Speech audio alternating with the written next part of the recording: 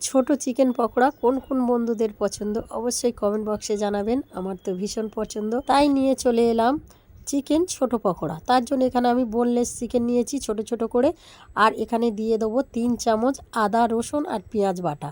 এই দেখুন বন্ধুরা, চিকেনের মধ্যে আমি দিয়ে দিলাম, আর চিকেনটাকে আগে থেকে সুন্দর করে আমি ধুয়ে পরিষ্কার করে রেখেছিলাম।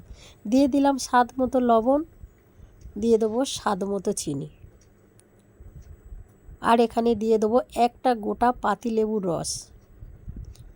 বন্ধুরা, এই ছোট চিকেন পকোড়া কিন্তু খেতে ভীষণ ভীষণ টেস্টি হয়।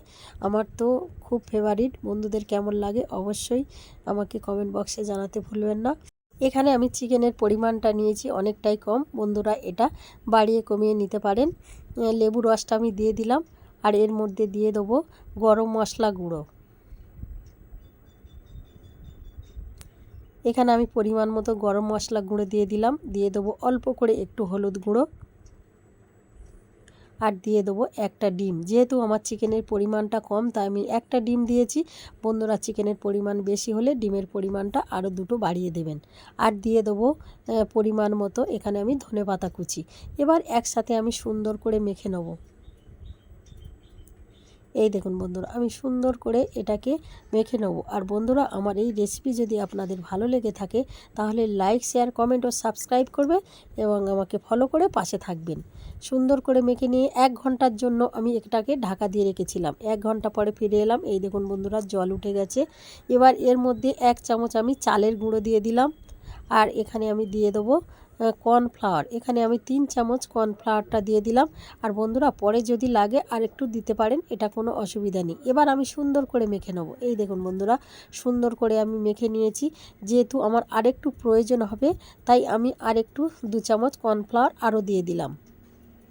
দিয়ে আবার আমি সুন্দর করে এটাকে মেখে নেব। আর এর মধ্যে সব শেষে দিয়ে দেবো আমি ম্যাগি মশলা। 1 প্যাকেট ম্যাগি মশলা দিয়ে দিলাম।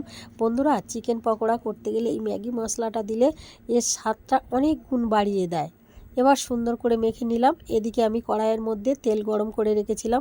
এবার একটা চিকেন ওই তেলের মধ্যে আমি এক করে দিয়ে দেবো।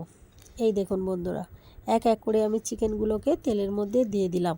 আর গ্যাসের আঁচটা রাখতে হবে মিডিয়াম সাইজের, কারণ বেশি জোরে দিলে ওপরটা লাল হয়ে যাবে কিন্তু চিকেনটাই কাঁচা থাকবে। এবার নেড়ে চেড়ে সুন্দর করে লাল করে আমি ভেজে নিয়ে এটাকে তুলে নেব। এই দেখুন বন্ধুরা, আর একই সেম পদ্ধতিতে আমি সবগুলোকে ভেজে নেব। আমার একদম রেডি হয়ে গেছে। আমি সবগুলোকে এক করে ভেজে নিলাম। এই দেখুন বন্ধুরা, যেমন দেখতে সুন্দর তেমন খেতেও সুন্দর, আর ঘরোয়া পদ্ধতিতে করলে তো আরও কথাই নেই। এই দেখুন বন্ধুরা, একদম চিকেন ভরা। কেমন হয়েছে বন্ধুরা?